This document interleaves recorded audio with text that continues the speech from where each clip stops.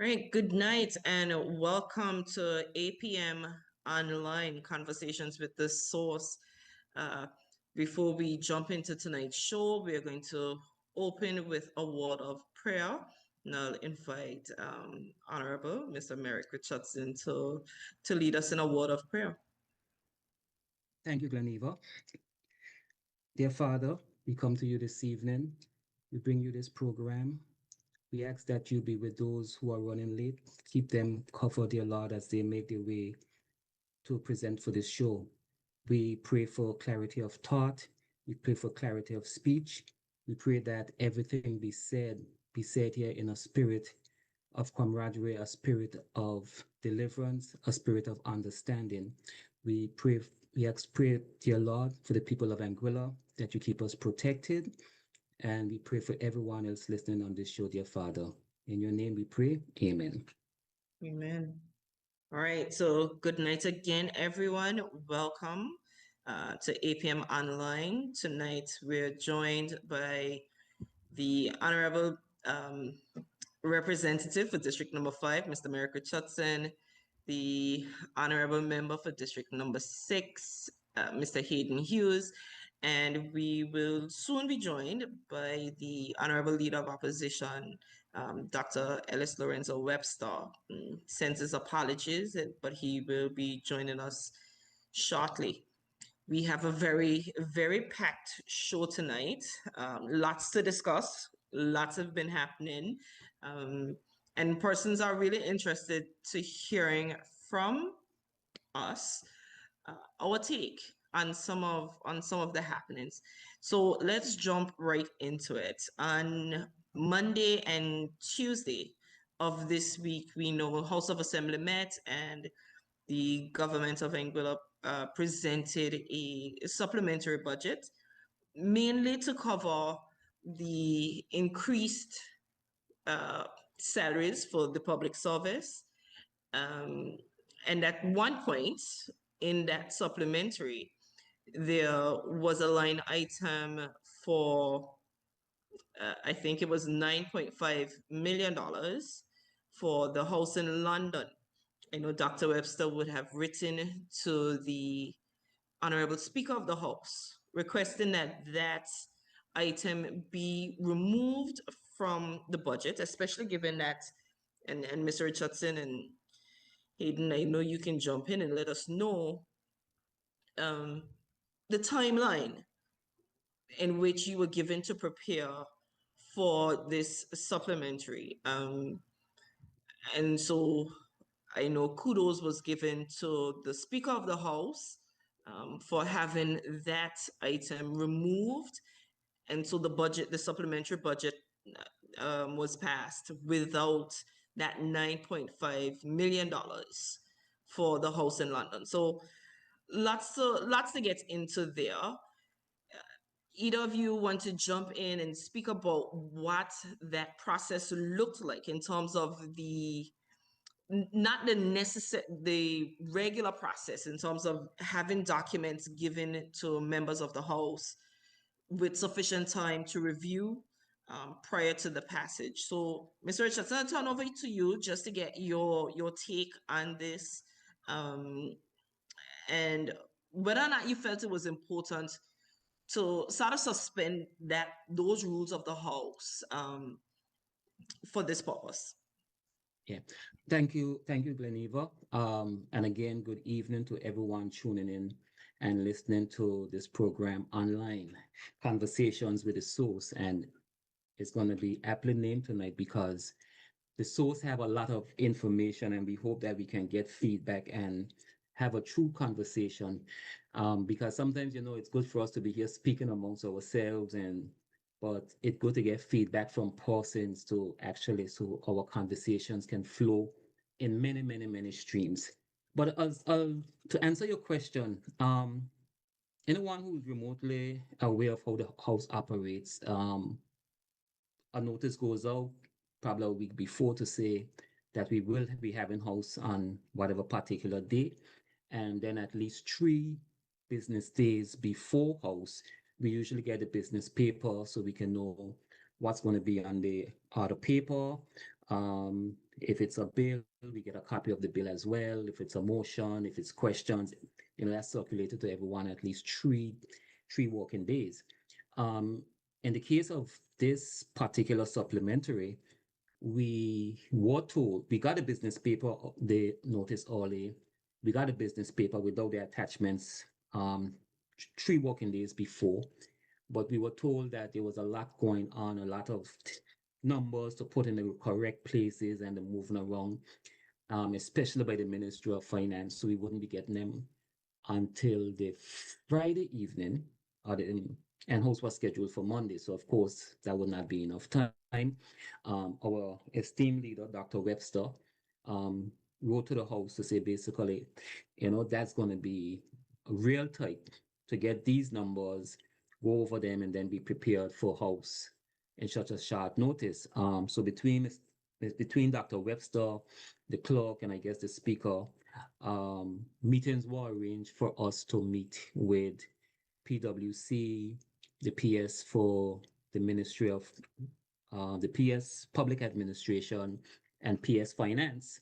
So they can basically give us a heads up, give us, a breakdown, a rundown of exactly what information we would have coming to the house. And we all thought it was a good idea because we got a little understanding, and I'll say little because if I be totally honest, it was a lot to digest in that short space of time and process. But we were basically okay in terms of good.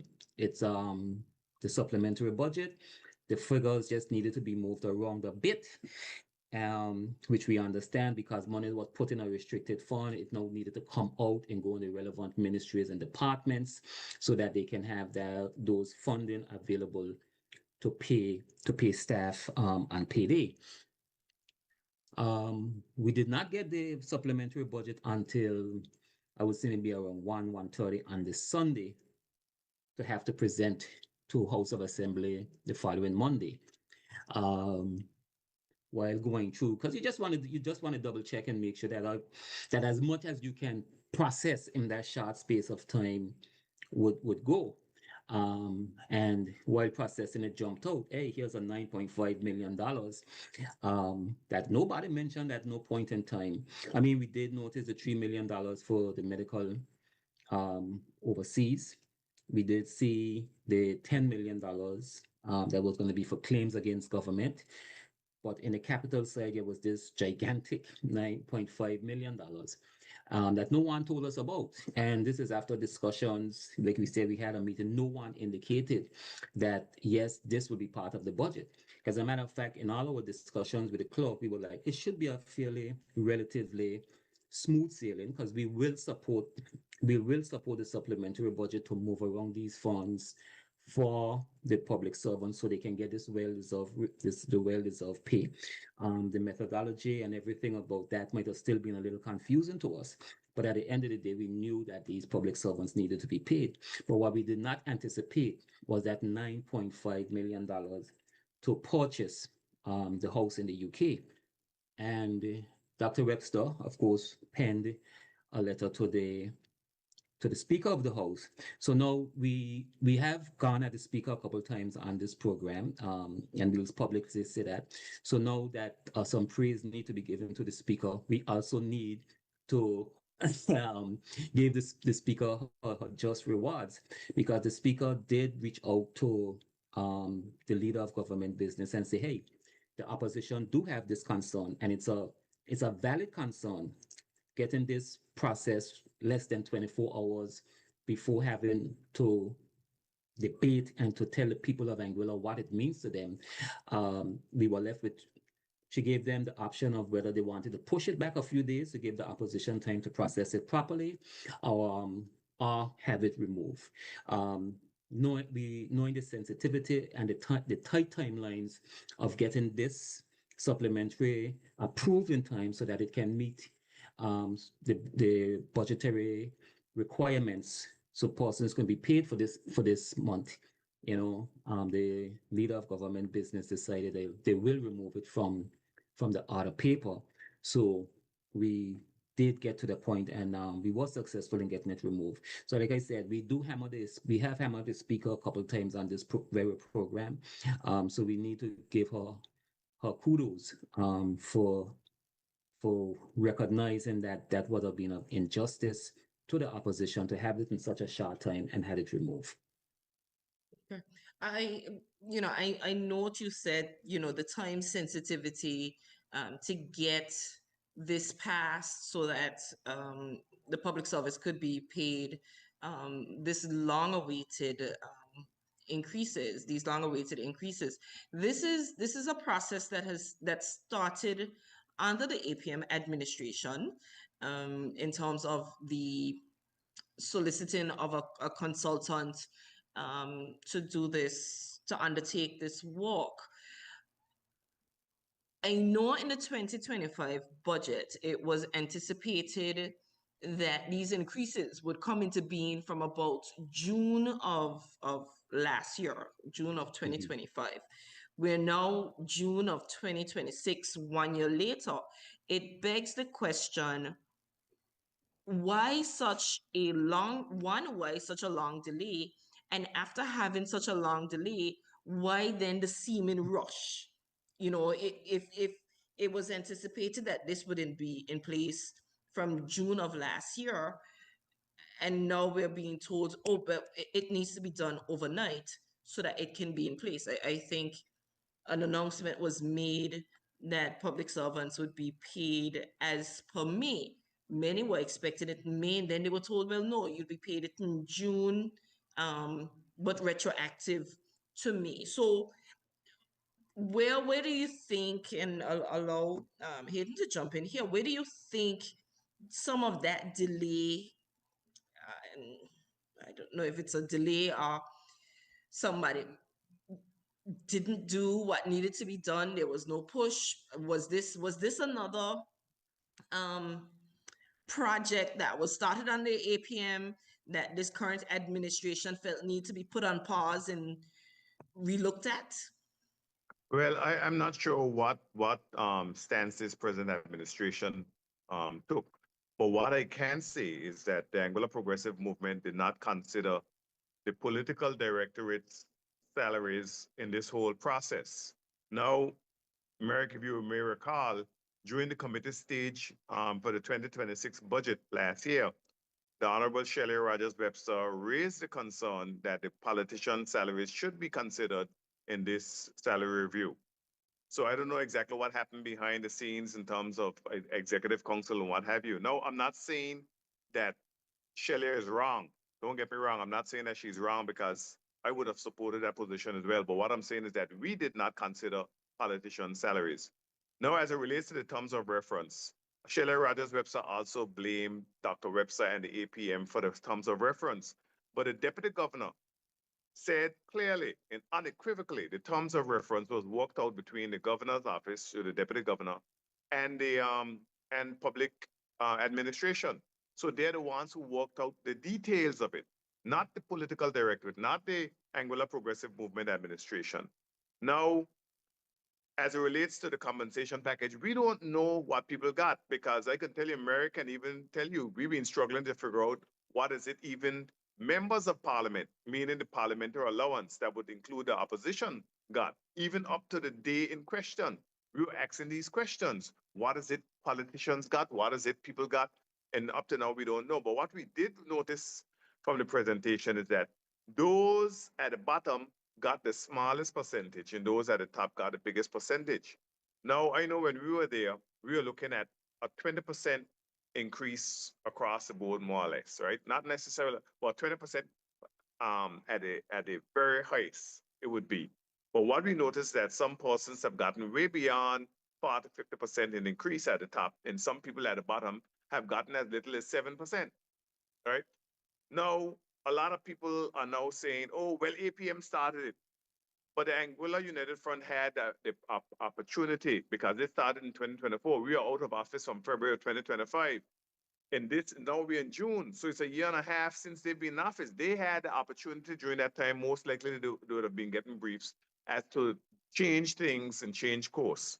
And I say that because sometimes they say things, government is continuous based on what they want to promote. In other times is they pause and move things around. Case in point, the North Hill Road, right?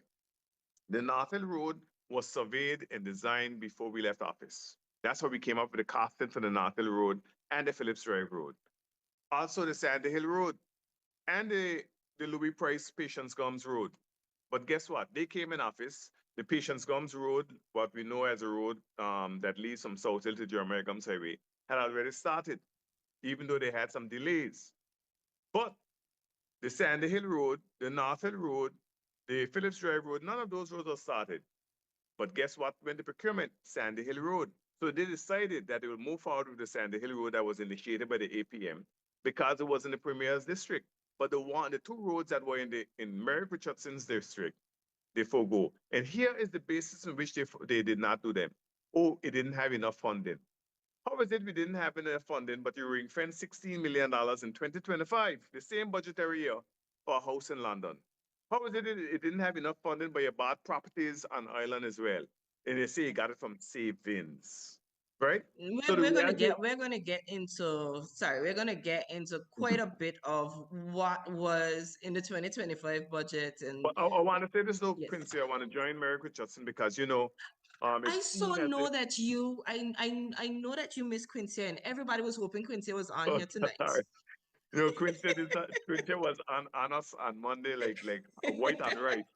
But sorry, Gleneva. But I want to join Merrick because it would seem as if the speaker and I have some conflict. I have no beef against the speaker. The speaker, whatever it is that's going on, fine by me. I have a lot of haters, but I must give the speaker credit because we got less than a 24 hours notice on this stuff, right? The information less than 24 hours, and lo and behold, we found out that last minute that they had sneaked the house in London in there.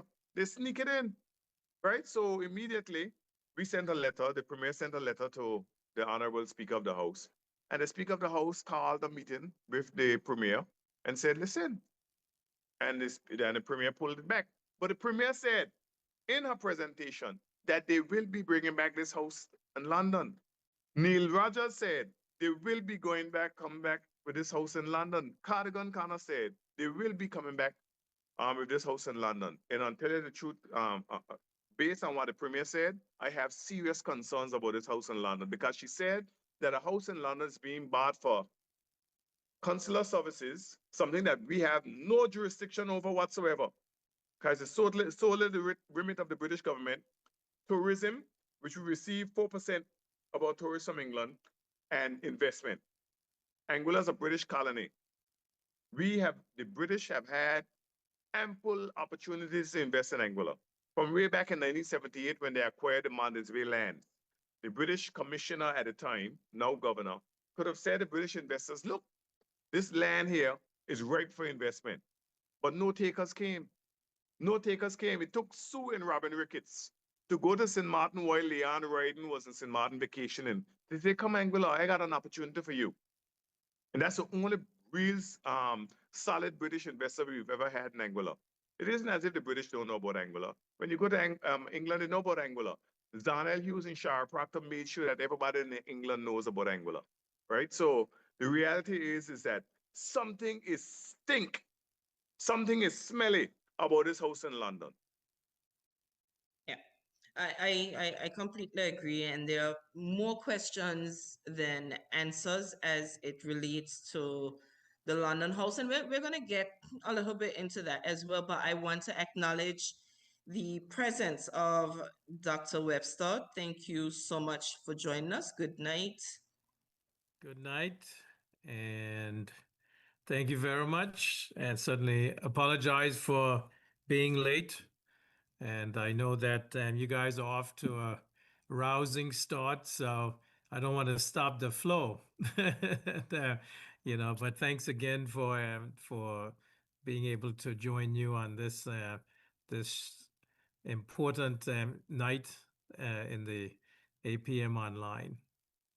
All right. And Dr. Webster, while you have the floor, let me sort of bounce the same line of questioning to you as it relates. We saw where the Honorable Shelia Rogers Webster, try to lay some blame in your, gave kudos in one hand, but try to lay some blame in the other for the terms of reference for the consultation that happened and the review of the public servant salary. And to be quite frank, it felt a little bit reactive because we know that a number of public servants have some concerns with the inconsistencies with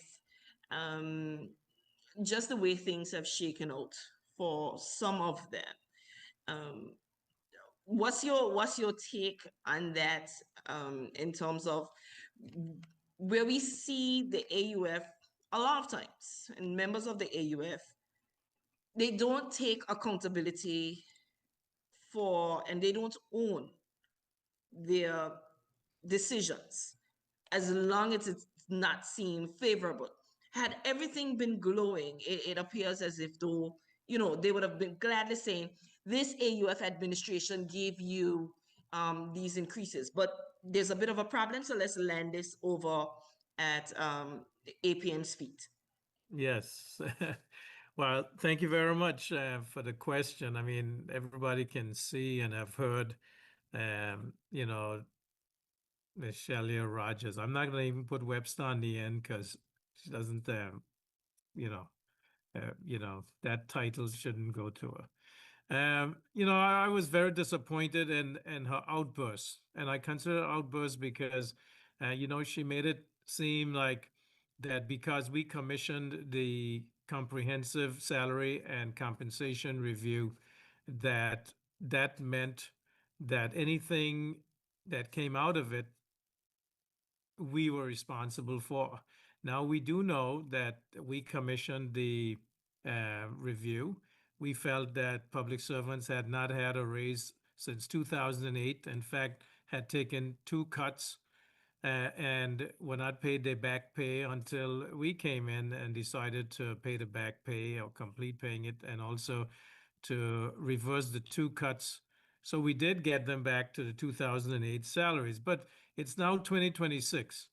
We commissioned this in 2024, and the terms of reference, as you have heard from the deputy governor, came from the deputy governor's office and public administration as to what PwC was supposed to look at. Regardless of that, the report came in. We have not seen the report, but the government would have seen that report and would have seen what the recommendations were, and basically brought those went to executive council, had emergency meetings on Saturday, as far as I know, all the way into the late evening on Saturday, looking at those recommendations, signed off on them. They went to the House. We got notice on Sunday evening is when I saw, you know, the details, saw that there was a $9.5 million in capital for the House office in the UK. And immediately we decided that, you know, this could not be snuck in. Supplementary is for things that are of national urgency, crisis, or to, you know, where we felt that it was necessary. This is not an emergency. In fact, this is not even a necessity, the house in London. Yeah, an office, but this would not cost the type of millions of dollars that are being proposed. But anyway, we saw those numbers. Less than 24 hours before the House was going to meet. And we sent a letter to the Speaker basically saying that, you know, this was not right for this monies to be appropriated for the House in London, and this a supplementary. And so it ended up being withdrawn. And I was shocked, surprised, almost fell out of my chair when the Premier got up and still talked about that they were going forward with this house in London. And then the member for West End confirmed it and said he wanted to see it come back. And then the single island white member Evans McNeil Rogers, said he saw the house in London, that he visited it, and that it needed to come back in short order to the House for approval. I mean, I really think that this is so bold-faced, and these people, they have this the people's money that they feel is that they can dig into But and do what they want. Dr. Epps, I want you to stick up in there because Neil Rogers said he visited the house on 21 Fleet Street, right? Correct. Meanwhile, Cora is saying that they have hired a broker or something to search for a house. They need to Well, get their lives together. They I need mean, to get their they need lives to get together. on the same page. That's right. But during my debate, and what I was trying to point out, which the Shelley Rogers seemed to take offense at, was I was saying, you get the report, and it gave different percentiles, that you could look at as to how to increase the public servant salaries. Now, there's nothing that says, if you got a report and it says, okay, these are the percentiles, 45 percentile, 50th percentile, 65th percentile, whatever the percentile is, didn't say that you had to take one across the board.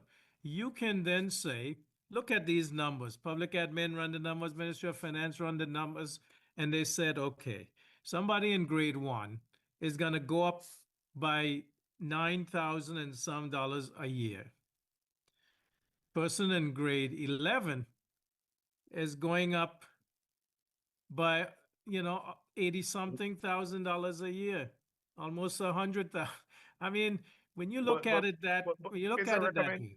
Yeah, Dr. Ray, it's a recommendation. We got a Yes, recommendation on GST too. They said 70%. correct. Even in Executive Council, Stephen Turnbull, who is an independent advisor by the British government who traversed both our administration and the United Front administration, strongly advised that we go to the 17%. And what did He we did. do? We got the rate that we felt would make the deficit that we needed to cover, and that was 13%. And so you can take reports and you can use them as you see fit and then adjust as necessary. Now, my thing is the grades 1 through 3, 1 through 4 is where you're seeing such a small increase, where it would be between $600 and $900 a month increase for the persons in those grades. For God's sake, look at a higher percentile for certain grades so that there can be at least an attempt at making a cost of living improvement for those in the bottom grades, because we know that they are paying the same for groceries and they're paying the same for mortgages if they have any, and paying the same for electricity as those in the higher grades. And so I have nothing against the grading. I have nothing against what the intention is. My thing is the persons in the lower grades, it has to make it seem that this exercise mattered. And I can tell you right now, I would feel slighted if I was in those lower grades, because I would feel that it didn't really matter, that when they came and asked about my job description, that it really it didn't make any sense to get involved, because it hasn't really changed how my life because of those numbers. And I'm very disappointed with that. And that's what I was trying to point out and asking if consideration could be given, instead of looking at a straight across the board percentile increase for everybody, that in the lower grades you look at a higher percentile.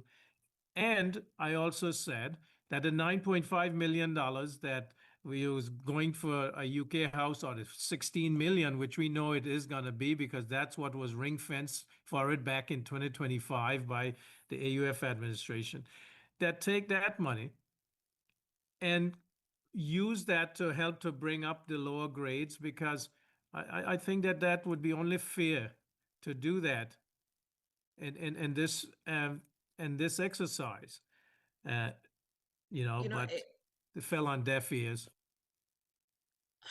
I don't know if it so much fell on deaf ears, because when Hayden said, when you had the recommendation of the 17% for GST, but you worked, and the key word there being worked, to get it to the 13%.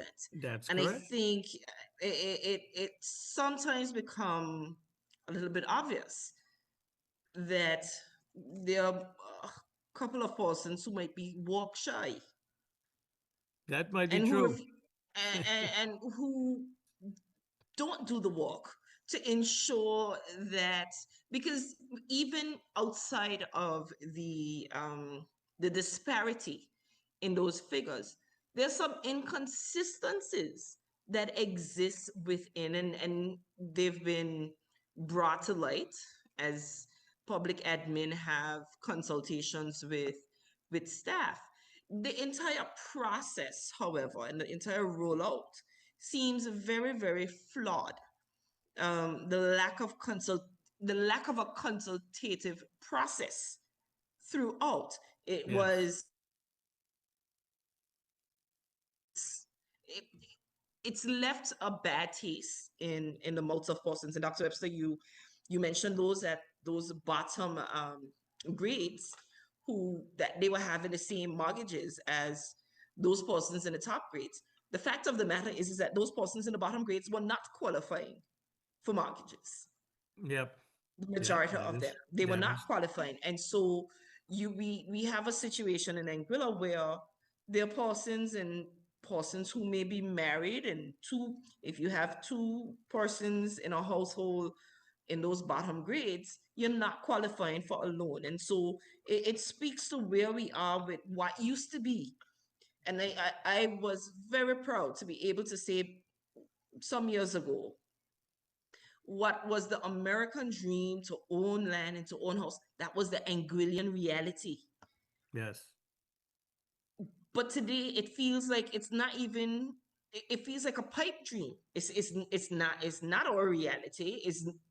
It feels so far removed from what we were able to do in years prior. So it is, anyone who took the time, you are to have some consultation, or to Well, I I just want think to, I just they want to, will. oh, sorry. Oh, Go ahead. no, I just wanted to jump in with just with one slight correction that was said earlier. Hayden is what he said, but in that meeting he didn't look at the documents. But the documents for the pay scale for the parliamentarians, it was brought to the administration committee.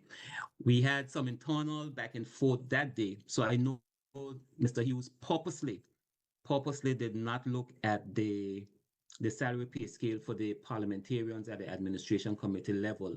And just to let the parliamentarians were first considered and put acts, because initially, when it was considered, the parliamentarians weren't considered in this new compensation package, but it came from the administration committee. The administration committee were the ones who did ask that the parliamentarians be considered in this new wage scale.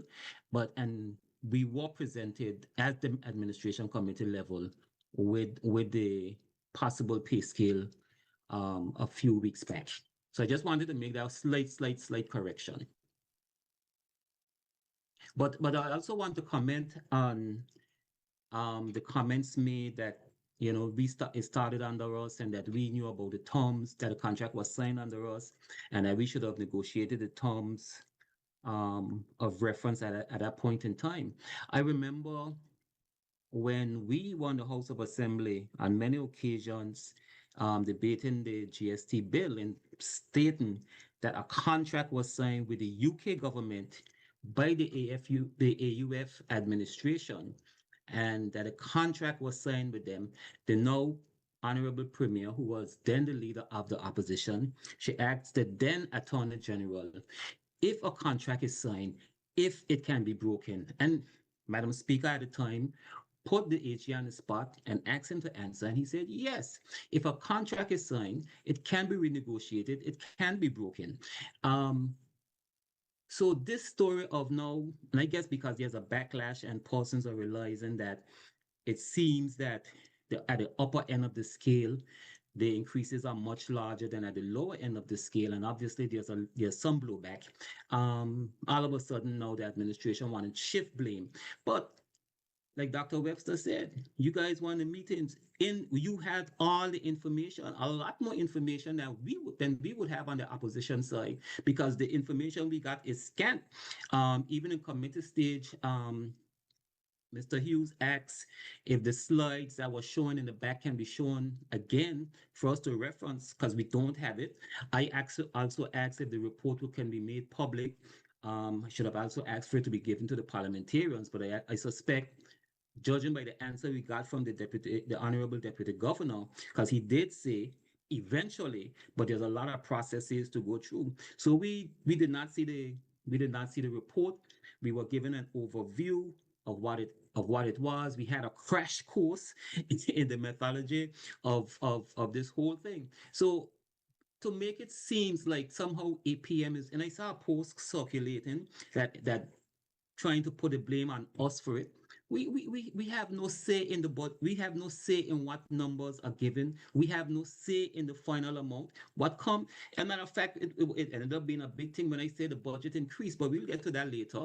But we have no say. So to now try to make the people of Anguilla believe that APM is somehow responsible for the final product that this administration got in cabinet, because I'm assuming they would have seen it in cabinet, at least was brief about it in cabinet, took it to executive council, came to the House of Assembly, defended it in the House of Assembly, and then when they realized that there's a kickback, now trying to go on social media, get their flag wavers to go on social media and say it was the APM. When APM, and they boldly stated, I think at least two of the members said they have been in office for 1 year and 3 months. 1 year and 3 months they had this playing around with. The final report is out. Now it's APM's fault. As my little daughter Gabby will say, Daddy, make it make sense. Make it make sense. Yeah, well, you can't make something make sense if it doesn't make sense. So, and that's pretty much where we're at. You know, it just doesn't make sense. And so I want to sort of move a little bit. It's still within the realm. And there's a quote from Jack Warner, a former parliamentarian in Trinidad, where he said, I am not saying history is repeating itself today, for history rarely repeats neatly, but it does rhyme. Countries drift into crisis, one compromise at a time, one warning ignored at a time, one excuse accepted at a time. Then suddenly people ask how they arrived at a place they should have seen coming. And I wanted to bring that quote to mind because I've been saying for quite some time that 2026 is very reminiscent of 2006 to 2008. And we know where we ended up in 2009 and 2010. And I see our resident historian, he's laughing and shaking his head because I am going to jump to you, Hit, because one of the questions that Parsons had asked, and we know that this review, this compensation package was a long time coming. Public servants have carried Anguilla on their back for quite some time and have not seen any increases since that period that I referenced. But is it sustainable? I have to be very careful about laughing these days because I was looking at something on my phone during Parliament and I saw something that was funny and I started laughing and the speaker reprimanded me for laughing. And also, is this during the same time that was referenced in a Facebook post? I believe it was. Yes, and today Shelley Rogers Webster reprimanded me for laughing and claimed that I was laughing because Kyle said that importers were bulk buying because of the reduction in the duties on freight and insurance, Well, So I hope those savings are being passed on, but that's just. So now she's not only what she is, but she's also a psychic. But one of the things that she's not is a historian. And one of the things that they hate is history, because she even dubbed me the resident parliamentary historian, right? But it isn't that, because history is very important. And there's a lot of great disasters that have happened in our time, in our lifetime, that have happened before, right? Case in point, the great global crisis, that financial crisis that we had in 2008. If you look at the financial crisis of 1927 into 1930, into the 1930s, it's a mirror. You understand what I'm saying? So if you don't understand your history and respect history, you're prone to make the same mistakes. And I remember the escalation in the salary was based on the back of stamp duty and alien landhold licenses. Today, the huge escalation, elevation in salaries at the top is based on .ai and GST, but not the GST that we envision, that we had, but a new GST, because through the government of Angola's press release, they say that revenues are strong based on .ai and GST. GST, okay? So these are the, Can I just jump? If you yes, just allow me to jump in, I don't like to disturb. But while you're on that topic, when the PS Finance was asked some questions, she did indicate that AI is doing very, very, very, very well, performing way above expectations, as we've seen with the numbers that have been announced. But she said they have to monitor the other revenue streams because, yes, some of them are performing at about what they expected. None of them are really overperforming. This was from the PS Finance in the committee stage. So I just wanted to, because I know, remember, Hayden, we cannot be quoting anything that is said in the press conferences. We can't take it as a gospel. Just remember that part. You can't think you make. well, that's some people's opinion. But here's the thing, though. That's quite interesting, quite fascinating if you look at numbers, right? And this is why I say sometimes your math isn't mathing. If you take into consideration that AI is overperforming, you take into consideration GST is performing. Um, tourism numbers are at an all-time high. It will mean, therefore, that revenue for government of Angola in every line should be at an all-time high. Every revenue line from government should be overperforming based on budget. Everyone. Customs duties should be overperforming, because if you have so many people coming to this island, they need to consume. And with consumption, it means importation. It means that people are building more and constructing more homes and so forth. But that's not being reflected. So it means that there's something going on that they need to examine more closely, right? And this is where I say the math and mathing. And these are some of the things that I have taken consideration. But I do not like the United Front attacking the Deputy Governor Perrin Bradley, attacking Permanent Secretary Marissa Harden Hodge in the way they are. Because I'll tell you, right? Marissa Harden Hodge is a competent Permanent Secretary. And now the United Front is trying to levy the blame on this whole thing on Perrin Bradley and Marissa Harden Hodge, which is quite interesting, because Perrin Bradley didn't bring it to the House. He didn't even vote. He did make a statement in the House, but he didn't vote. Marissa Harden Hodge is not a legislator. She does not make the ultimate decision either in the Executive Council or in Parliament. So why are you blaming Marissa Harden Hodge? Why are you blaming PricewaterhouseCoopers? I think that's the name of it, right? Correct me if I'm wrong. And why are you blaming Perrin Bradley? You cannot blame them. The buck stops with the politician. Cora Richardson Hodge, when she was in opposition, she said the buck always stopped with the parliamentarian, the minister. Shelia Rogers Webster always said that the minister holds ultimate responsibility. So why is it that they can choose to accept responsibility and decide when to place blame on other people? I started many posts talking about how Perrin Bradley needs to go and Marissa Harden Hodge needs to go, and criticizing her accent and so forth. Nobody criticizes the, what's his name, the what's at stake Kittitian accent. Nobody criticizes it, because at some point in time we were all one country, Sinkis Nevis Anguilla. But this is the type of criticism that they have been levying on these public servants for decisions made by the political directorate. And they have even gone as far as to try to blame Dr. Webster. Can you believe that? Well, I can because we know that they do not own any decision, and we're going to jump from that into this. They don't own any decisions that they feel make them look bad in the public's eye. Case in point, the vehicles. You're Yes. on mute, Hayden. So Mhm. let's talk about the vehicles a little bit, right? Now, when we came to office, both Kyle Hodge and Merrick Richardson, they got their vehicles very late because they didn't have any vehicles assigned to them, so they were driving their personal vehicles for quite some time. So two of them got their vehicles very late. Merrick can attest to this.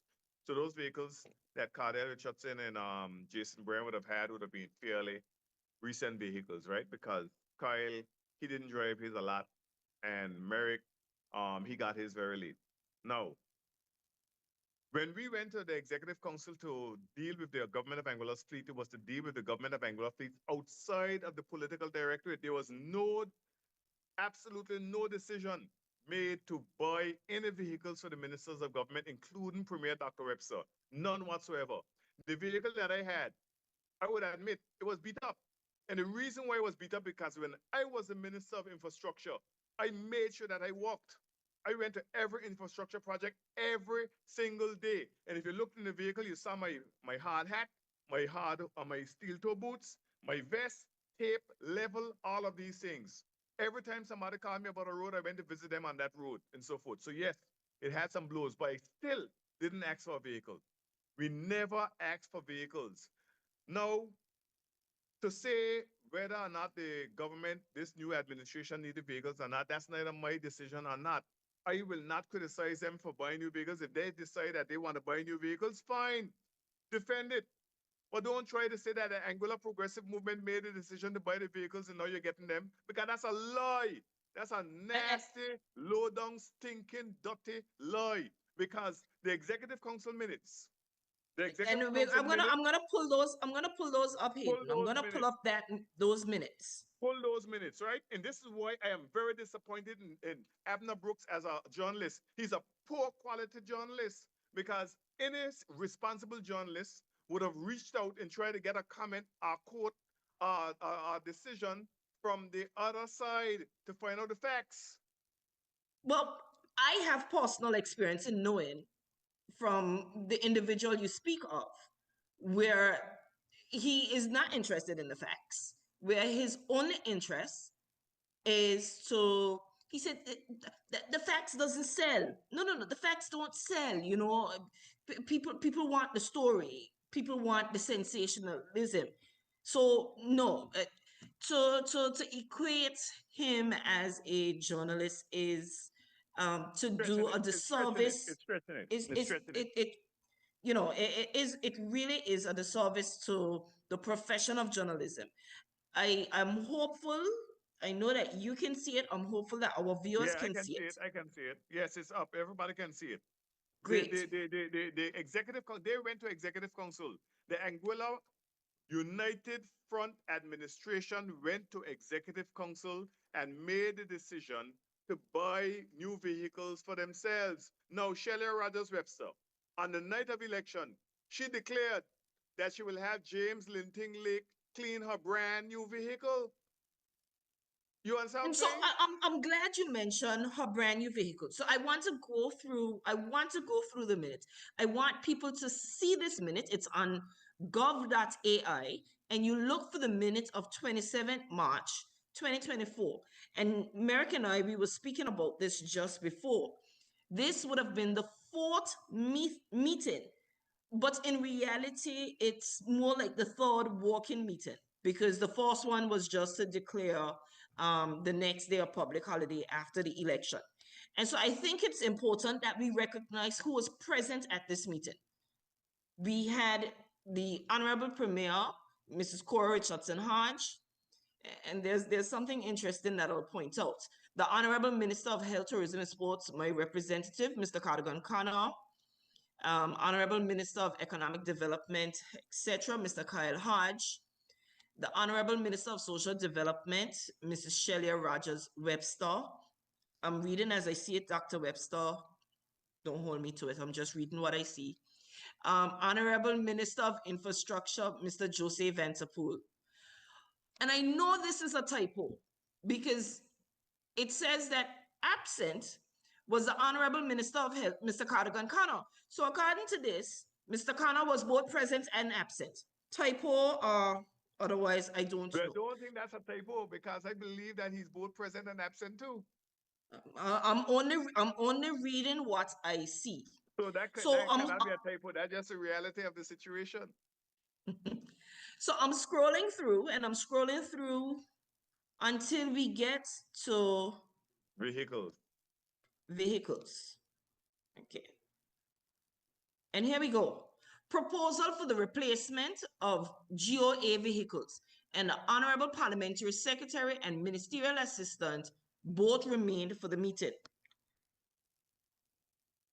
And here it states, the government of Anguilla approved the recommendation for government ministerial vehicles replacement 2025 to replace 3 GOA ministerial vehicles in 2025.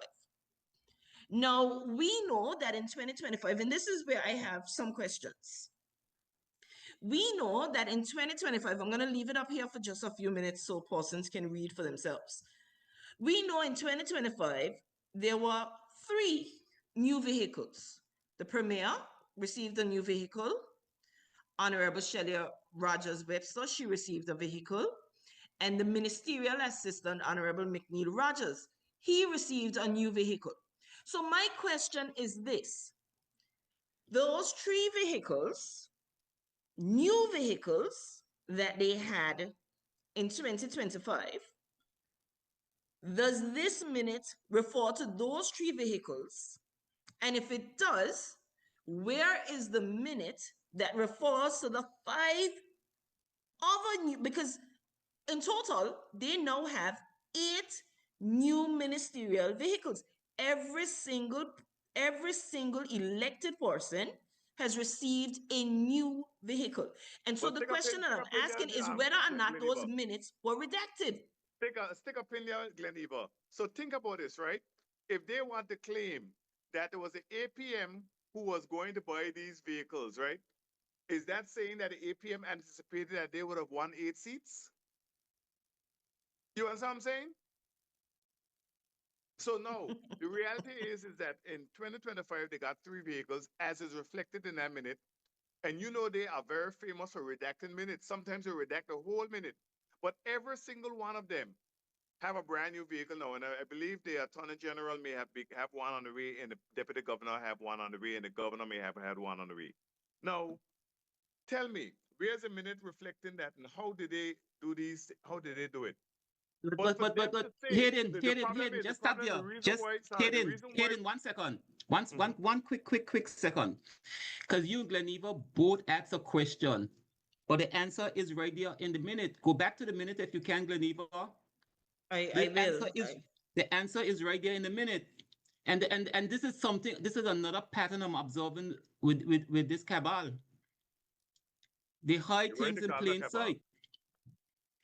Look here. 3 vehicles, 3 GOA ministerial vehicles in 2025. Yes.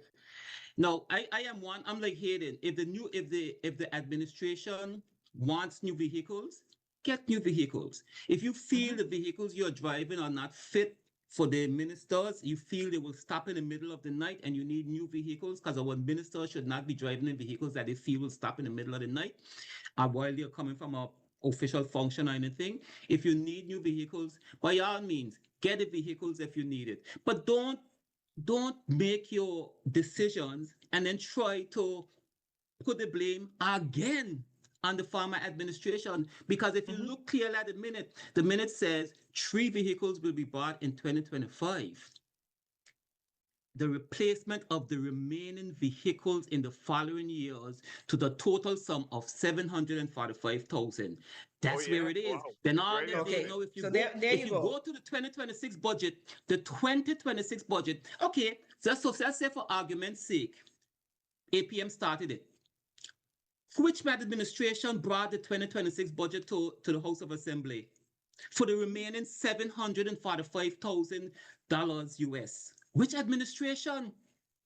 So Well, to be you, fair, to be but fair let me to them, let me the so you budget, the stop. budget was almost mirror of the No, 2020. but the one for the vehicles changed because remember, the Natal Road was approved in the 2025 budget, and we saw press conference after press conference after press conference saying there's no money for the Natal Road, so we had to take it out. But you came in 2026 budget and approved $500,000+ US for vehicles, and no one to say it's the APM who did it. Yeah. You see And what I'm trying to say I now? think So this is that so therein there's no. lies. Hmm? I was saying therein lies the problem. There is within, and we see it over and over. It's not just the salary review, it's not just the vehicles, but it is a constant throw the rock, hide the hand from this administration. They did it when they were in opposition, and they're doing it now while they're in government. They did it with GST, and I believe Hayden, you had posted where we saw was it an EXCO Minute Hayden that spoke to the introduction of GST from in 2019? Yes. But I know APM was not elected in 2019. And so No, but we see this, remember the first phase was introduced on October 1st, 2019, huh? right, that was the IGT. Right. So the Right. reality is that they pick and choose. Listen, I see initiatives being done. I see photo apps on the government of Angola's social media platforms all the time that was initiated, started, and budgeted for by the Angola Progressive Movement. At no point in time would they say that this was an APM project. No time. I would go under their statuses and say another APM project. You understand what I'm saying? So they pick and choose what they want to give APM credit for and what they don't want to give APM credit for. The reality is this. I don't think the vehicles should be a big controversy, but they have turned it into a controversy because they then try to label it an APM project. It's not an APM project. Absolutely not an APM project. I would have driven that black vehicle for the next 15 years if I needed to. Because the vehicle that I drive right now, presently, I've been driving it for 21 years. 21 years. You understand? So the reality is that we were not keen about new vehicles. The vehicles that the premier drove was in immaculate condition. But when Shelley get in, she's so anxious to be premier that she took the premier vehicle. And on that note, let me switch back over to Dr. Webster here. I want to get Dr. Webster's take on this because there is so much ground to cover. In the initial budget, I believe the 2026 budget, there were monies placed for the purchase of the old NBA building, the building that government now occupies. And for quite some time, there's been a lot of talk as to who owns this building. I know during your time in office, you would have set aside the money and say, until this is sorted out, we're not going to be paying this rent. But in recent times, we've seen representation from the Anguilla Asset Holding Limited Company lay claim to the building. But more so than that, they have started spilling the beans on who some of the major shareholders are. And I was very surprised to see that the government of Anguilla is listed, or is named, I shouldn't say listed because I have not seen the corporate documents, named as a major shareholder of the Anguilla Asset Holding Limited. As former Minister of Finance, Dr. Webster, what is your knowledge of the government shares in this company? Well, I mean, the government did own shares in NBA, the National Bank of Anguilla, and the government would have had a member of the public service serve on the board for two reasons. One, to basically because government had shares, and two, because government wanted to have someone, since this represented about I think it was like around 3,500 Anguillians had shares in NBA. Now, I know that it is said that all the Anguilla Asset Holding Limited, uh, which was made up of shareholders from the former NBA, that they were given claim to the building. And this was back in March of 2010. But based on the reports, they never paid a dime for the building.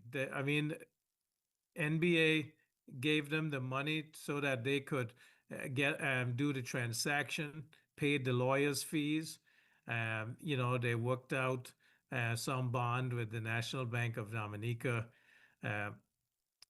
But what surprised me is that during our term, when I said, based on the banking resolution and the terms of the banking resolution, even though we have not seen the banking resolution, which we have asked for on many occasions, we have not seen the terms of the banking resolution. But based on, we know the Banking Obligations Act with Social Security, that the government basically would pay to Social Security $214 million and at an interest rate. And then the Depositors Protection Trust, $52 million with interest. And then government had committed to the trust deeds for the former NBA and CCB employees.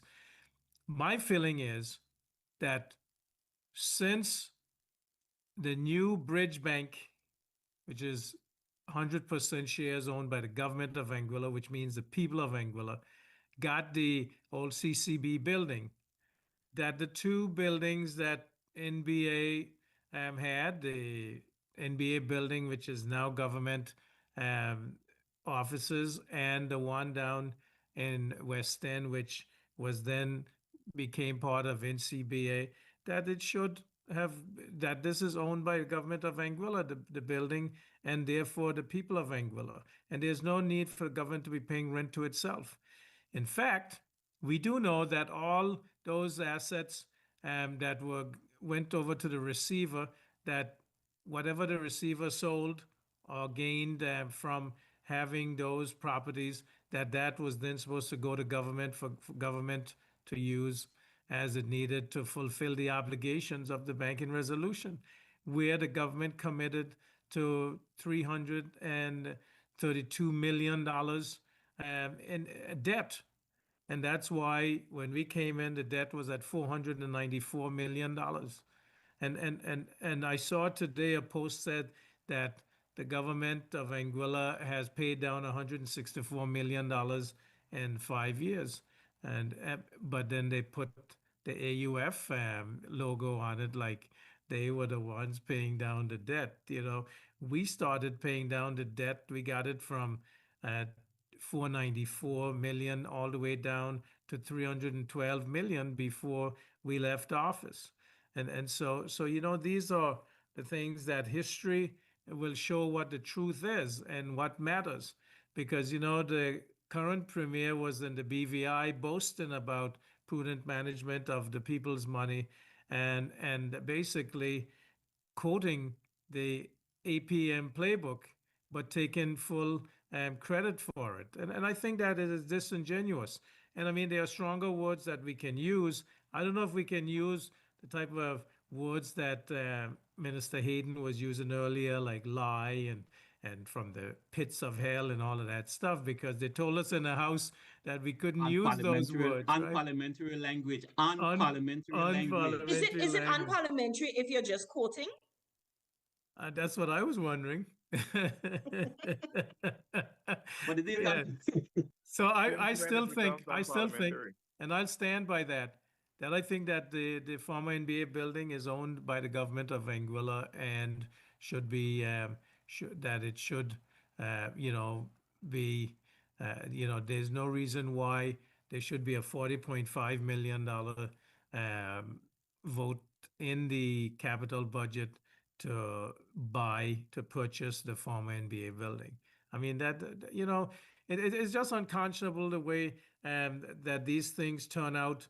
and then people benefit from these transactions. You know, to me, it's just concerning. You know, there's also property tax on that building that has not been paid, right? There is the other obligations. I mean, it just seems to me that at some point, as Anguillians, we have to start looking out for each other, not for ourselves.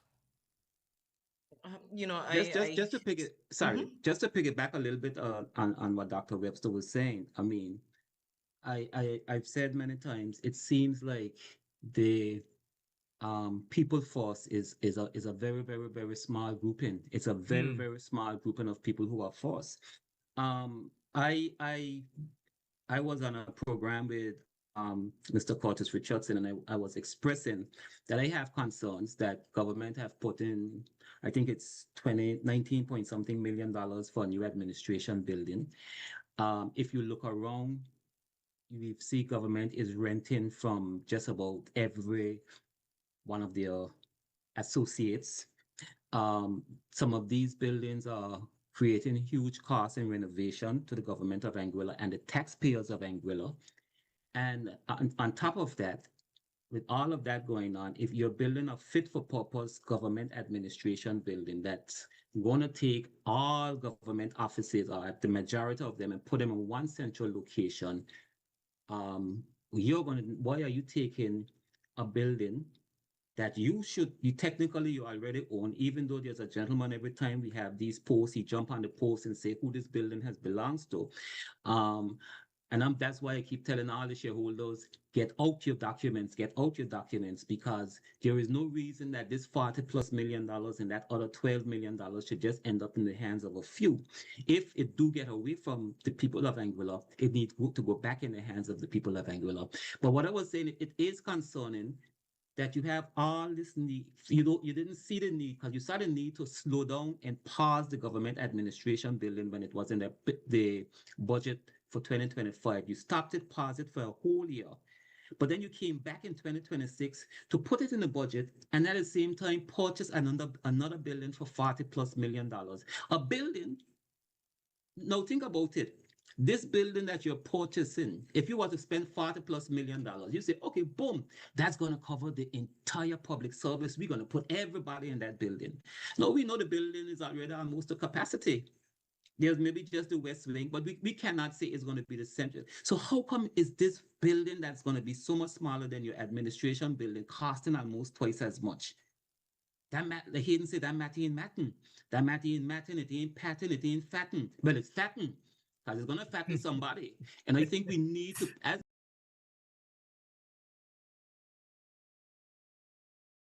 some people are getting my call when I keep saying Anguilla taxpayers money, because persons forget that they are taxpayers. Right. I think we've gotten caught up in saying .ai money, but we are the purpose of the building. And up to now, we've set aside $40 million, but a year in, 6 months into the budget, and we can't say that the building have been that the realtors have checked it, that we know the full cost of it. It's very, very, very concerning, because I've often said when persons say, oh, they got on another flight, that's how the money is going to end. And I'm like, no, that's not how the money is going to end. The money is going to end with we looking straight at it and not knowing. When you see all of a sudden $40 million disappear, to do what? We see renovations to buildings left, right, and center, thousands upon thousands of dollars for long-term contracts. That's how our monies are going to disappear. When you see the budget increasing and members of government say, no, there's no increase, that's how our money is going to disappear. Because if people could stand up and give us one figure last year, give us 631 last year, give us $657 million no, 6 months later, and then want to tell the people of Anguilla, no, don't worry, the budget is not increasing. I don't know. I have a friend that says it's maths, not magic. Oh, Merrick, I need to go back to that again, because that might have flown over people's head. Because when you were saying that the budget was increasing, you had a challenge from Shelley in particular that the budget was not indeed increasing. And yeah, Because okay, let me put it. I should have taken more time and broken it down, but I wanted to stick with the figures at that time that was presented in the budget. If you know you have to spend $100 every month to pay all your household bills, $100 that pays your household bills. Then next month, 6 months down the road, you realize, okay, but I'm going to spend 120. Now, you either two things happen. You had $100 that you were getting in income that you could have paid this 100. Now, if you don't get new income, you're going to have $120, an extra $20 that you have to find from somewhere. Whether you borrow it, whether you work extra hours over time or what, that $120 have to come from somewhere. But at the end of the day, every single month going forward, you're not going to be paying $100 anymore. You're going to be paying $120 additionally. The money have to come from somewhere. The money have to come from somewhere. And that is what the point I was trying to make. The budget has increased. And the crazy part of that increase is we are paying for our own relief.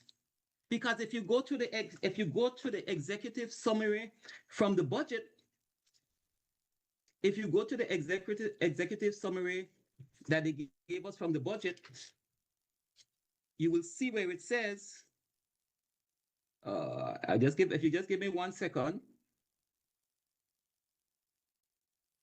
I can't put my hands on it right now, but I'll come back to it. Okay, I'll let you find it, Merrick.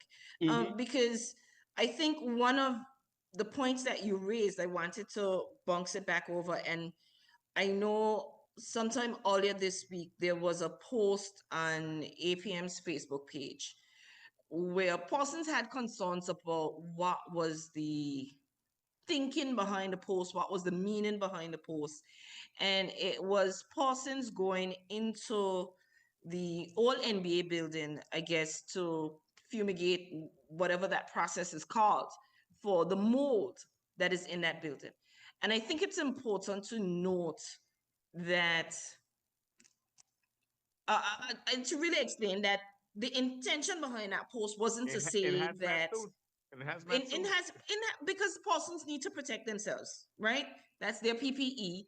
However, I think it is important to note that it wasn't so much highlighting that they were wearing hazmat suits. It wasn't so much highlighting that they were going in at nighttime, because of course they're going to go in when persons are not at work. It was important to note that this building that we're willing to spend $40 million on is mold infested. That we know it's mold infested. How does that affect the value of that building? And a building that we know cannot hold everybody, as Merrick just stated. No valuation have been done, so I don't understand how they're going to come up with a particular quantum to pay, and then who's benefiting. If you read what Selvin Hasford have said about the building, you see who's benefiting from the sale of that building. You know, he says a lot, and I gotta respect him for it. You know, for putting that information out there where we can't get this information elsewhere. But he has provided us all in Anguilla with that information. The beneficiaries, the board that has been set up, and everything. He has provided that information via his social media platform. Yeah. Even though we have been asking for many years for this information, couldn't get it. But Selvin Hasford delivered the information. There you go. I want to go back just on both the building and the vehicles, and I don't really mean to belabor the point of the vehicles, because Hayden, I know you said if they wanted new vehicles, go ahead and get new vehicles. I think the problem that persons in the public had is these new vehicles that we can carpool. Everybody else can carpool. Correct. It says, the people of Anguilla can carpool, but I'm going to drive a taxpayer's vehicle. I would like to know too, the Quincy, if it is the taxpayers putting gas in these vehicles, because I am going to tell Quincy she's coming on with you. Under the Anguilla Progressive Movement and the Anguilla United Movement, we never got the taxpayers to put gas in these vehicles. So I would like to know that's if the taxpayers. So, you know, so you asking us to carpool, but you got a brand new vehicle paid for by the taxpayers. And I think it is the hypocrisy of it that persons took issue with. It is all of these measures where you're telling us, cut costs. This is how you save. Tighten your belts. But here we have this wanton spending. Cut costs. Tighten your belts. But I'm let's gonna go eat and buy a I'm gonna house eat in steak, London. but you better to go and get some cans of Vienna sausage. Yeah, there was a lot of, this is what we need you to do to cut costs. Things are getting rough out here. This is what you can do to save yourself. But don't watch me.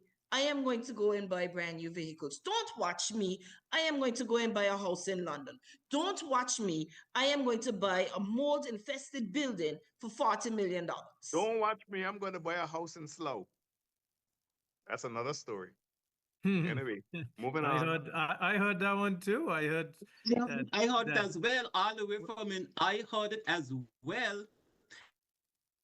And since you cracked that door, I've heard people from in the UK, people from the UK have called me and said it's okay now with them because they've been promised that a house will also be purchased in the UK. Now, I haven't seen any executive council minute or anything to say so, but persons have called me personally and have stated that. Well, here's the thing. But Merrick, we know we can't wait. I want to ask a question to you, Dr. Webster. Yeah. When you hear all this, because I know how I feel, my constituency, when you hear all of this spending and the way they're moving forward and taking care of England, what do you say to them when it comes to the basketball facility in Island Harbor?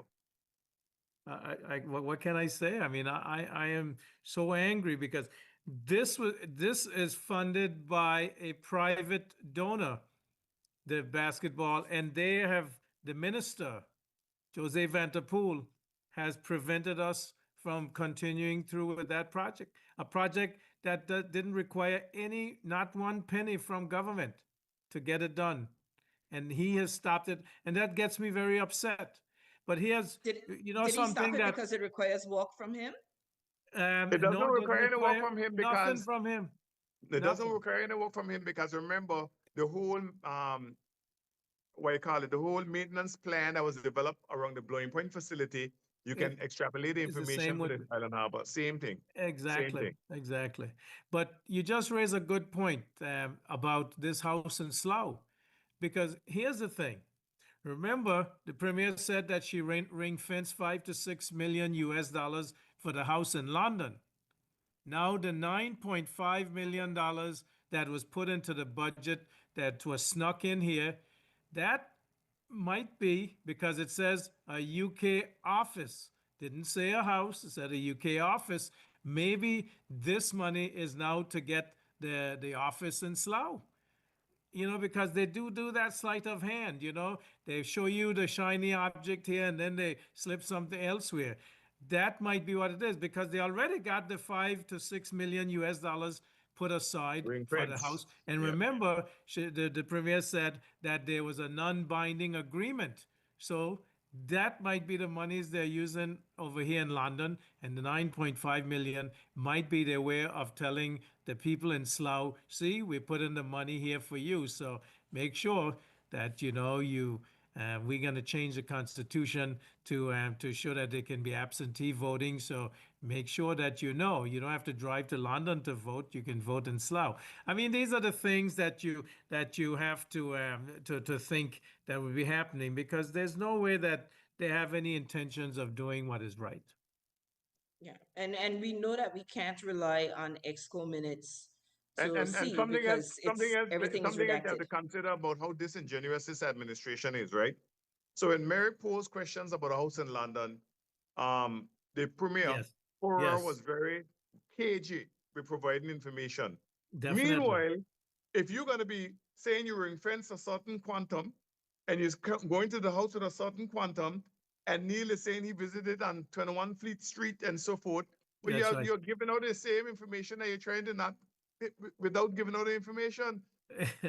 You know what I'm saying? So why not just provide the information to the taxpayers of Anguilla? Give the information. No, I want to say this, right? And I ain't trying to deviate, but I want to say this. As it relates to .ai, We see the amount of money that we have been generating through that AI because of Identity Digital. When that contract was signed with Identity Digital, they made so much about it. The Angola United Front, as an administration, including the political directorate, made a lot of stink. The public need to see the contract, the information need to provide to the public. They've been in office how long now, Dr. Webster? 6 Well, days?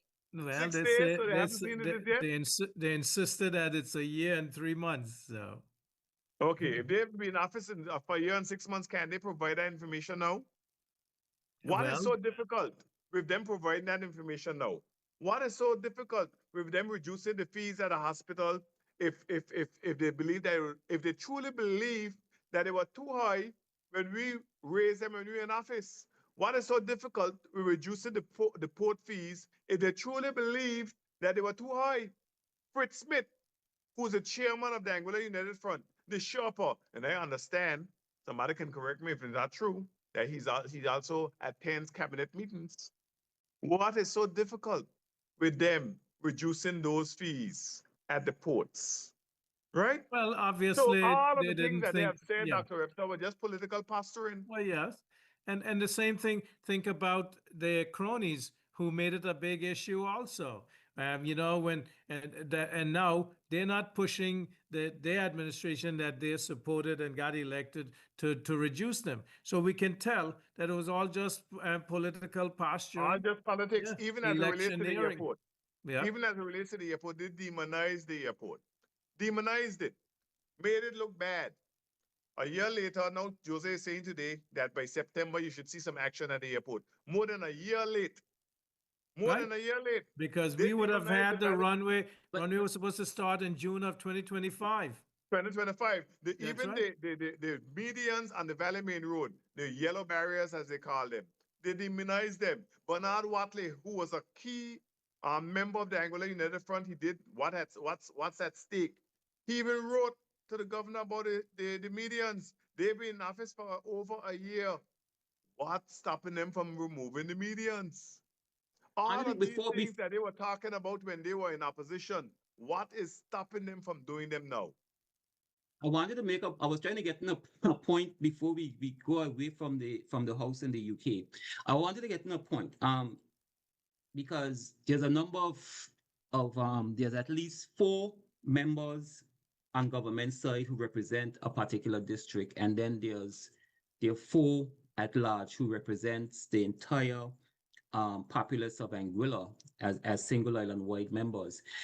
I need everyone who's listening to find out from especially the district candidates if there's anything in their district that's what is more important than $9.5 million being spent in the UK.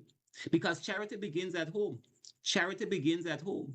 And I need for the people of Anguilla to ask them. I mean, at the end of the day, if persons listening in are persons, even if they're the flag waving, card carrying members, if they are happy that we're going to ignore so many of our needs here in Anguilla to go to purchase a house in the UK, that we still, up to this day, we've been talking about it maybe from January, but up to now, we still can't be told the real reason, what's going to be the purpose of this building.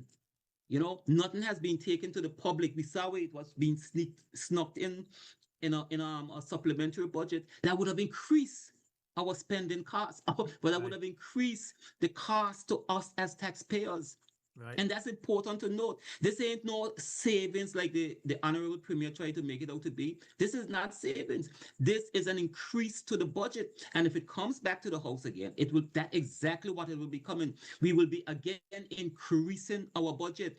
I know probably somebody, when I get up at that point in time, God's willing to speak, somebody will say, oh no, it's not an increase. We have savings here.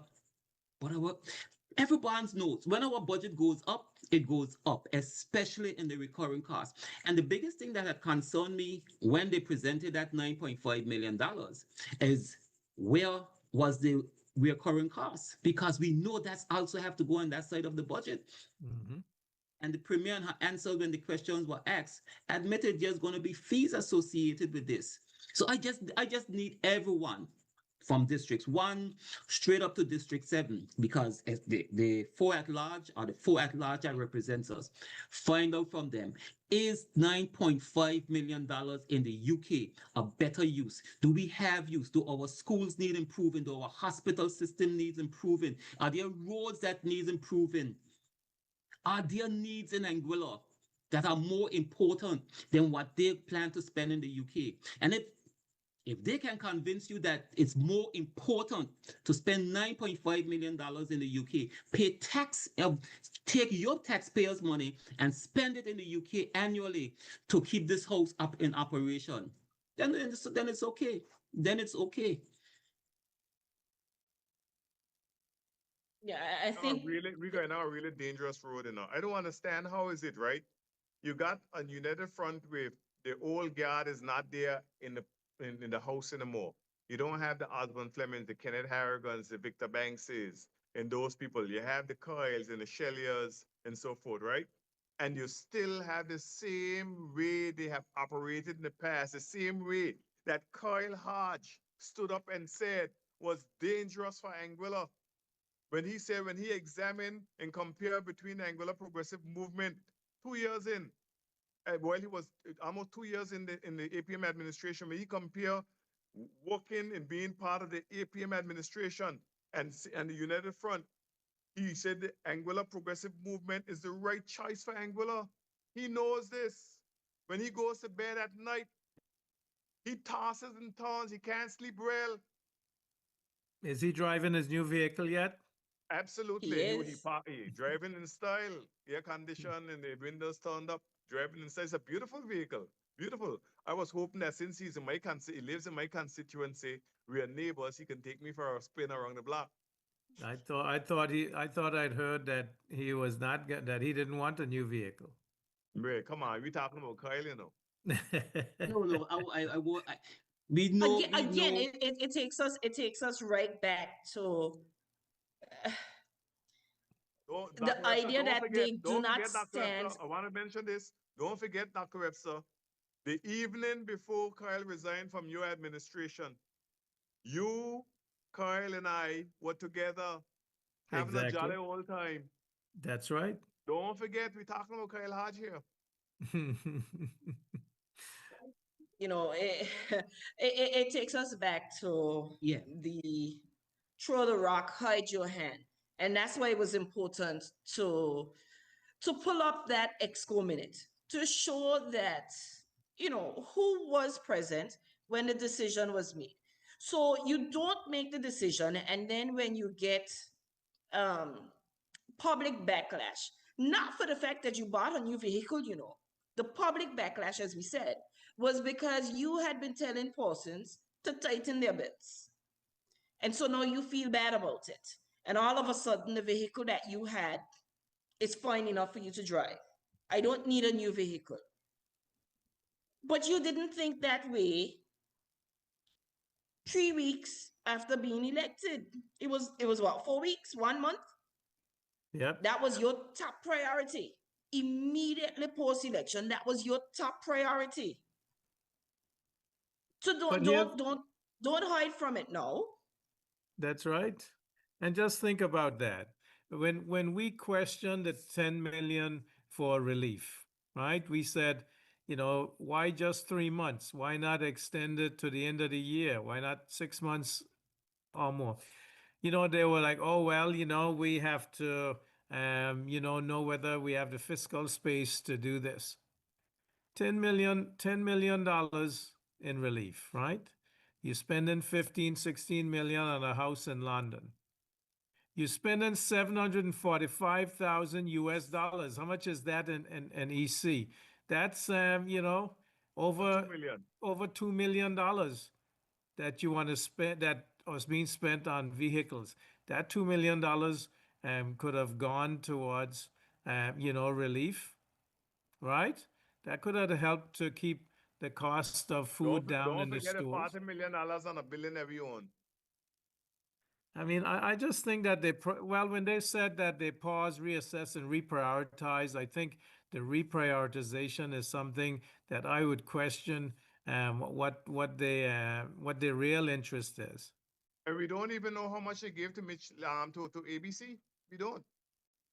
That's right. We still don't have the We don't official know. numbers. We don't know how much Yeah. they give to. Listen, Dr. Y- Webster, Before I you put go out. before you go ahead, I want to jump in because I found something that I wanted to read from earlier as it relates to the supplementary budget. Um, and this is taken straight from the executive summary that we received from the Ministry of Finance. At the same time, the Ministry of Finance restricted expenditure provision is reduced from $40.74 million to EC $29.74 million, reflecting a net reduction of $11 million. This demonstrates that a portion of the supplementary appropriation is not a new policy pressure against the expenditure. Now it says a portion Right. is not a new policy pressure against the expenditure envelope, but rather the distribution of funding already centrally provided for in the approved 2026 budget. It is a net reduction of $11 million as there were offsetting increases. Increase means gone up. Right. That's what happened to the supplementary budget, as there were offsetting increases related to contingency provisioning for fuel support. So this says they've put aside the money or they've increased the budget to pay for the relief. It's not coming from savings. And like I was saying, it says it right here. Offsetting increases related to contingency provisioning for fuel support.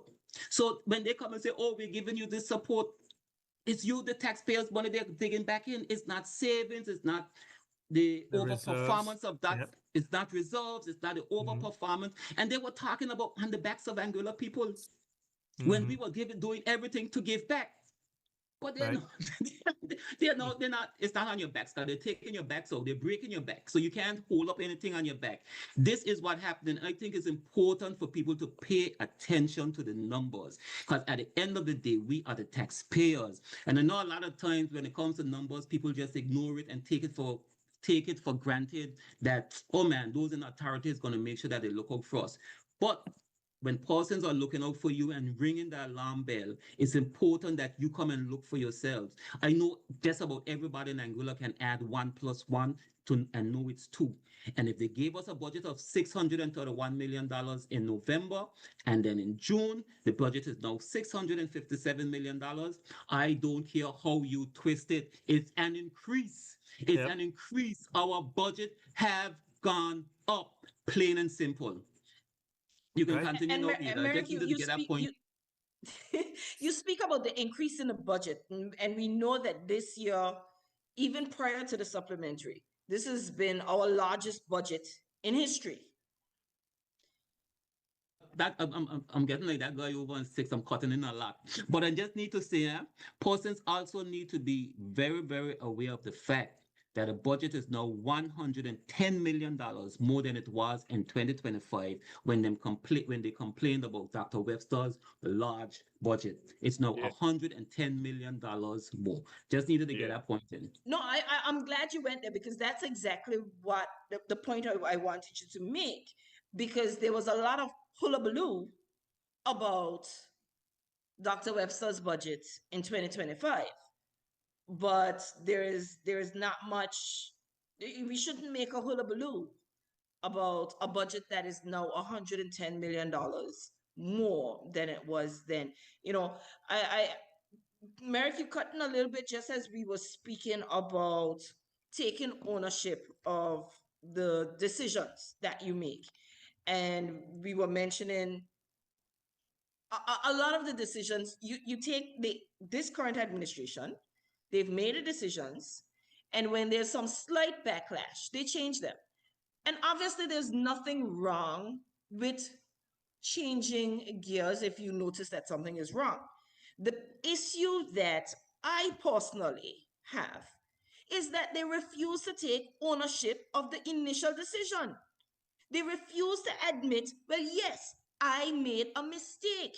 The problem is that they go on and say, it was your mistake. It was APM do it. So we correcting it. No, there is absolutely nothing wrong with saying, well, I made a mistake. I want to know course Geneva, correct. And that's the problem. Geneva, I don't know if you noticed, right? But do you realize I call United Front MAGA? The United Front in Angola, the Angola United Front in MAGA, United America is the same, one the same. I think one learned from the next. Trump still goes back blaming Obama for things that Obama has nothing to do with. You understand what I'm saying? Obama lives rent-free in his head the same way Dr. Webster lives rent-free in the Angola United Front head. The type of things that we have been able to do. Listen, they criticize the Lansambole Cultural Center, right? And now they're going to build on the same facility that I'm saying was poorly built. They criticize the Valley Main Road. They criticize the Blowing Point Ferry Terminal. They criticize the Blowing Point sports facility and do whatever they do. They got a steel frame building up in Island Harbor rusting.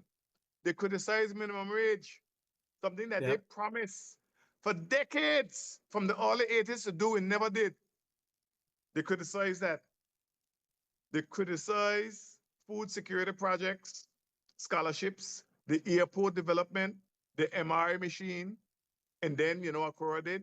Coral dismantled the committee that Ken Hodge put together to ensure that all our workers in hospitality and construction can receive a pension. That's what she did. That's what the Angola United Front did. They never cared about you. Never. Never. They use great slogans to capture your imagination, to capture your mind. And once they get elected, too bad for you. You're on your own. But Well, Hayden, well, just before you go, Gleneva, let me just, there was this this person that used to write in the newspaper every week talking about you know, budgets and how well, it was a GST thing, but now was talking about we should go back to the budget of 2005 where it was like $100 million. Yes. Yes. Now, Belinda Goddard. well, I didn't know any, I don't want to call any name, but I'm saying I don't see any posts against this bloating of the budget. And No, you no, know, it's all good now. It's all good yes, now. it's all good. That's, I'm It's all just good now. saying. I'm glad you brought Don't that up, forget, Dr. Webster, they because also criticize Junior and Senior Shield. Right, right. Okay. That said it needed No, to be in no, legislation. by now, No. Junior and Senior Shield would have been expanded by now. Yes, We'd have to a had national health develop insurance. yep, to Yeah, national. definitely. So this the mistake, this colossal error that they made by voting in MAGA in Angola is going to bite us for decades to come because they stepped back. Because if you really think about it, the Angola Progressive Movement had really 2.5 years of real progress, you know, because we were battling with that thing called COVID, Yep. you know, and all of those restrictions and so And forth. an empty and treasury. an empty treasury. Right. Don't forget, the marina in down in Altima could not have happened without one man, and that's Dr. Webster. It couldn't happen. It could not happen because Well, I guess from the representative for District 4 should say thank you. Tadel should say thank you for real. He should say thank you because he's a big But beneficiary of that. he did thank Kyle. But his thanks needs to be extended. Okay. Well, what did he thank Kyle for? That's all I'm saying. The thanks Not needs to be only that, extended. there's a project that was supposed to be started already called Beach Enclave that adjacent to Aurora, a beautiful high-end tourism project that you got to thank Dr. Webster for as well. You know, there's so many things that they could be riding on right now and that they have just messed up. But Totally speaking messed up.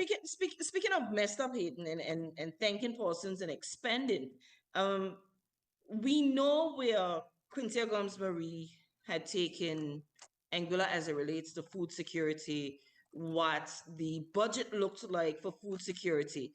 And just a few short days ago, well, after there was a bit of a hullabaloo about it, we see that some of the crops have been removed. But the farmers And have rotted in the highlighted field. And that rotted in the field.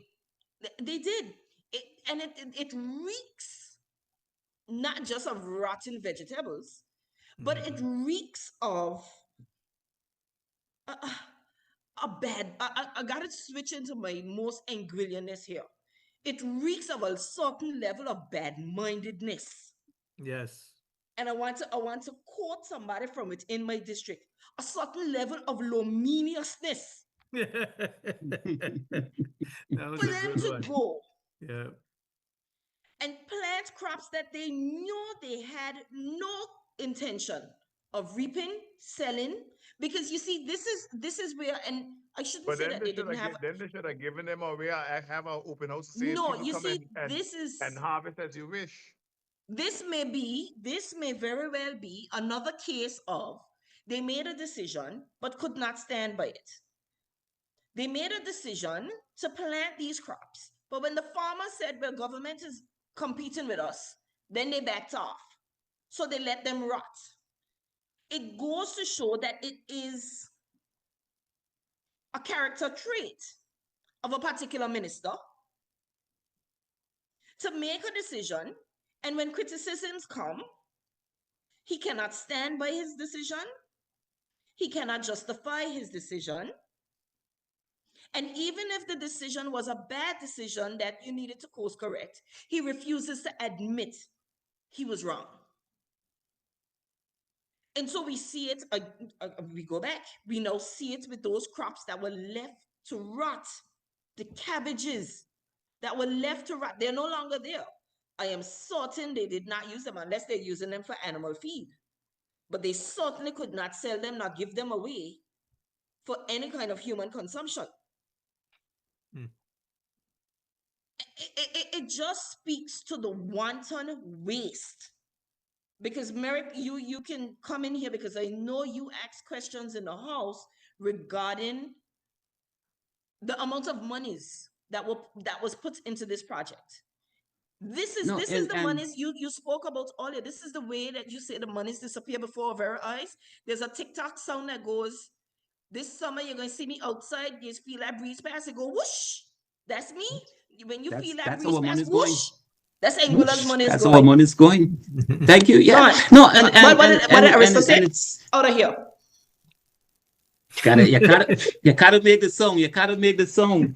No, but it's for real. I mean, and yes, some questions will come to the house in the near future concerning the cost effectiveness of that project, because we if we are being serious about food security, we have to be serious, not making a mockery of it.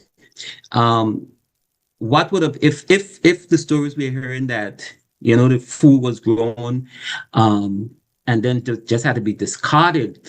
I mean, there's enough places, there's enough persons who are living below the poverty line.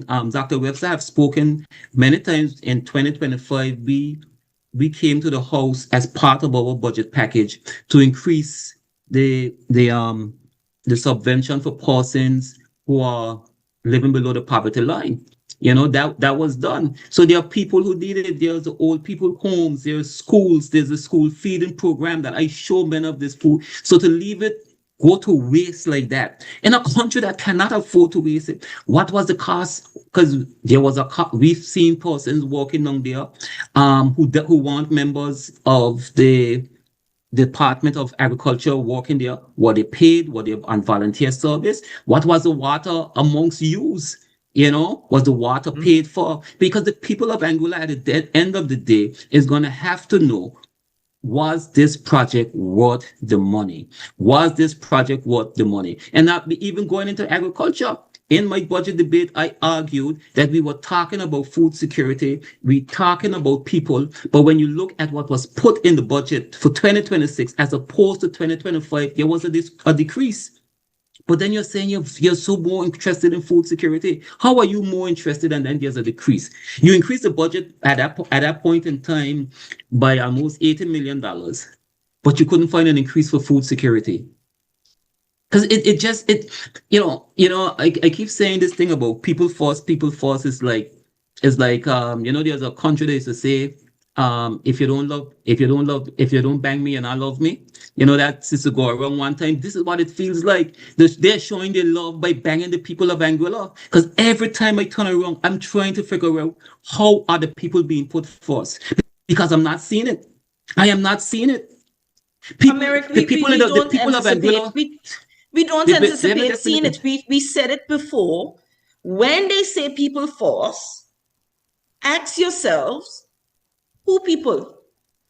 Who people? But so even on my point about money's being spent, money's being disappeared. I mean, just think about it.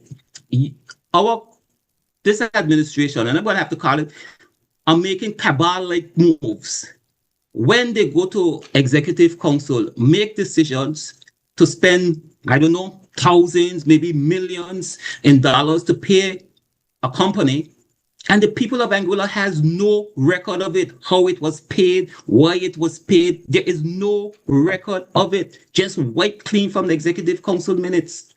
The public don't know. And every time I think about that, I say, what else is going on what secret meetings are called, what special meetings are called to spend the people of Angola money that we do not know.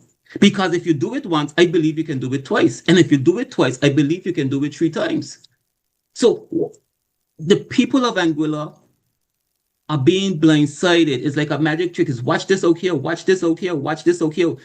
So on one hand, it's saying, hey, we're giving you unprecedented savings. But then when you look at the budget you're seeing over here, oh, wait, we have to be the ones paying from this because it's not from you. You have record number. So you're giving us unprecedented relief. We have unprecedented .ai monies coming in, but we have to pay it in the budget. So like, how is this working? How is this working? You're saying that your savings in the budget, but you increase the budget because if your savings in the budget, there's no need to increase the budget. It's as simple as that. If you have savings, you do not need to increase. But again, I am not sure the people of Angola is paying attention, and I need them to start paying attention. If this is not about if it's about party loyalty, call up your rep in secret, give him say, hey, I need to meet with you. I was listening to a program the other night, and they're saying that the budget has increased since 2025. The budget is now $120 million. Hey, I've been listening to this program, and they're saying that we're about to make a bad investment of buying a house in the UK when I have to be driving up on this rocky road, destroying my tires, my suspension. That can't be true. Hey, I heard that you guys are making a bad decision by having all these savings that you're saying that you have, but you're not passing it on to us, the people of Angola. Call up your rep, even if you're a party supporter, call them up and ask them, leave them explain to you in private, no public thing, and then you can make your own decision. You can make your own decision, or you can go on Facebook and post, my rep said, this is the reason. Hold your feet to the fire, because that's what you're supposed to do to the reps, to your district rep and the single island wide rep. Hold their feet to the fire because they're making decisions that, as you say, we're going to look around and hear whoosh. That sound is going to be the money leaving the treasury full speed if we don't rein it in. And it's you, the people of Angola, who needs to start taking that lead. We get up, we go on Monday and Thursday, whenever there's house, we get up and we make you aware of what's happening. Stop ignoring, call your reps, call them up and find out, why are you ignoring us? Why are you ignoring us? Because you seem to be more interested in what's going to happen in the UK than you are in our small, little districts that need so much help. Yeah, I am, looking and cognizant of the time. I want to allow some final thoughts. I want to give some final thoughts. I want to open that because I've been chomping at the bits to mention this, because Neil Rogers was on the Joseph Goebbels show on Tuesday. If you know who Joseph Goebbels is, he was Hitler's propaganda specialist. He was on the Joseph Goebbels show on Tuesday, and he was speaking about the Blowing Point lands in particular. I want the people of Angola to understand this Angola United Front, right? The Angola United Front took some lands from some people in Blowing Point back in 2018 or thereabout. They didn't pay them 1 penny. They didn't pay them 1 cent. Other people's lands that they took, they used Social Security to pay for it. They also put $3.54 million Social Security in an escrow account to pay for certain lands, and the government used the money. So when we came to office, not only was the people not paid, but there was no money. There was no money not even to pay Anguilla government's debt. First time we had to ask the British government to help bail us out. That's how bad we are. The funds that were left there, as Curtis Richardson confirmed, originally was $10 million to build the Blowing Point Ferry Terminal. By the time we get around to it, it was $4 million. Less than 50% of what was allocated. A decision had to be made whether we're going to continue renting down there to facilitate our travelers, or we're going to reimburse these people with their lands and move forward. That decision was made by Hayden Hughes, Kyle Hodge, Dr. Webster, Ken Hodge, and Deanne Kentish Rogers. That was the decision. In order for us to facilitate that, we went through every single, it was supported by not only the Attorney General, but also the British government and through their governor, Tim Foy. 100% supported. We were able to build the Blowing Point Ferry Terminal. Today, I am very happy that we made that decision because we have a beautiful Blowing Point Ferry Terminal that has the ability to expand if need be. It can go west and it can go up vertically and horizontally, the same way as the Clayton J. Lloyd International Airport Terminal. Vertically and horizontally, we built for the future. That's one. Secondly, people in my constituency, Andy Connor and his family, Wendell Connor Jr. and his family, now can also develop earning capacity around the port. The United Front said, when they were in opposition, that we are doing all of this development, but we're leaving the people behind. Nah, we were never leaving the people behind. We're bringing them along. So congratulations, Andy Connor, on that magnificent building that you placed on there in Blowing Point. And kudos to you, Wendell Connor Jr., for the beautiful, magnificent facility that you're building there. And I hope to be there when you do the opening ceremony. Kudos to you. So tell Neil Rogers and those, whenever they're taking people's property, they need to pay them. They need to pay them, they need to pay them fairly. And if they don't pay them, then things like this happen and the wrongs can be righted. Thank you very much. Over to you, Merrick. Yes. Just want to thank everyone for tuning in tonight. You know, every time we come on one of these programs, you know, it's important that you come with as much factual information as possible, you know. We are tasked with a very, very, very important task, and that's holding the government feet to the fire. I sometimes post in screenshot posts from detractors, from flag wavers and card carrying members that are meant to take digs at us, sometimes digs at me personally. And I actually like when they do that, because I remember upon going into the 2025 elections, when I was a lot more vocal on the platform than I was in 2020, and persons were, I guess, feeling uneasy that I was turning up the pressure a bit, and they had more to say about me. My sister told me something, and it's always stuck with me. Dogs don't bark after parked cars. So whenever I see them post and they have to go and make a particular post about me, I say, yeah, this car moving. This car moving. So I will continue to turn up the pressure.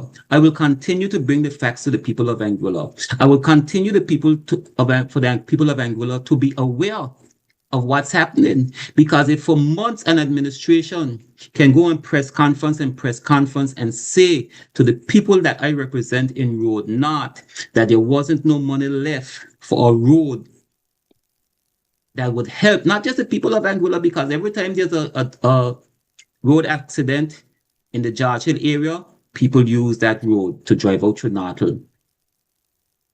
But there was no money left. There wasn't enough money left in the budget when we know we left money in the budget. But miraculously, in a supplementary budget, not even a regular budget, not an emergency, you can find $9.5 million of the people, of taxpayers' money of the people of Anguilla to send in England. I know that there's going to be a town hall meeting in Natal soon, and I know, coincidentally, in anticipation of that town hall meeting, Mr. Fantapool has announced that the people of Natal will get a road in 2027 when it appeared nowhere before. But I'll thank him if that ever happens. When that time comes and that road comes, I will thank him. But until then, I will keep up the pressure. I will keep up the pressure because that's what the people elected me to do, to keep and hold the people who are trying to away with our monies that are in the treasury. Good night. Merrick, before you go, by 2027, the road would have been going down to the point. So he better be coming with a road right down to the point.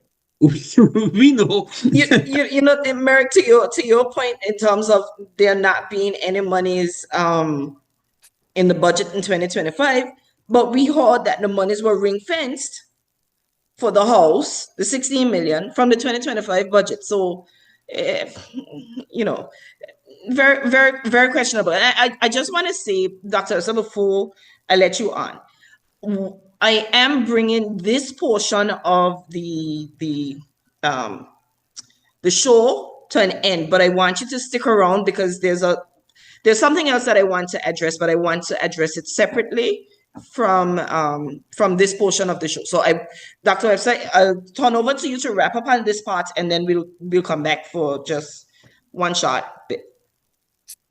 Thank you very much. Again, want to thank the panel.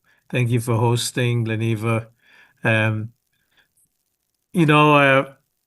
want to thank the people of Anguilla for tuning in, and certainly I have more to say about the comprehensive salary and compensation review. I want to thank the public servants for their patience and for the commitment to continue to serve the people of Anguilla, because we know that there's no higher calling in Anguilla but to look out for the well-being of the people, and that is what we have committed to. So I'll have more to say, but tonight I just want to say that we will continue to advocate for the public servants as we have done by reversing the cuts, by preventing cuts from happening that were already legislated. That legislation was already written when we said we would not advance that, paying double salaries and ex gratia payments. And, we want to make sure that everybody have the ability to live in Anguilla and to be able to support themselves and their families and their neighbors, as is the custom of Anguillians. And so yeah, as I said, I'll have more to say, but I just want the public servants to know that we stood up in the House and asked, if things could be done differently and give consideration to doing them differently so that there's not those wide gaps that exist in the raises that are coming, that,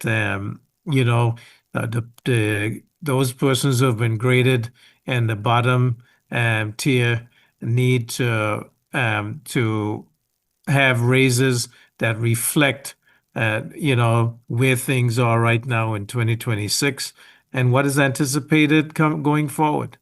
And those who are at the top, there has to be some consideration for how things can be more equitable and more beneficial to all. We all have to stick together. So I want to thank you for this important show, these conversations that we have, which are very relevant and which the people of Anguilla, in Anguilla and outside of Anguilla, are listening to and watching for information. And I do know that we provide the information that is true and that is current. And, I hope that the people will understand why we speak. We're not just here because we want to make noise and be heard. We want the people to understand what is going on in Anguilla, because, some of maybe one of the stations that puts out the propaganda. We know that they, are not putting out the facts as they are. They try to sensationalize. They put out things that make the government look good, but the people on the ground in Anguilla know what they are feeling. And they tell us every day what they're going through. And we know things are not rosy. And that is not because the government is hurting for money. There was a good platform left with reserves, with surpluses, with projects where people were being employed. And now we see all of that has turned around, going backward.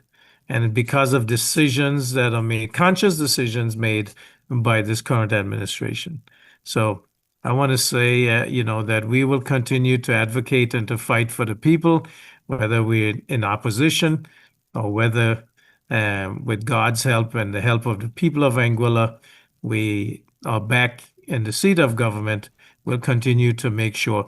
And people know what we have done before and what we will do, because the history is there and the record is there to show what is possible with an APM administration. So I want to say thank you and good night to everyone.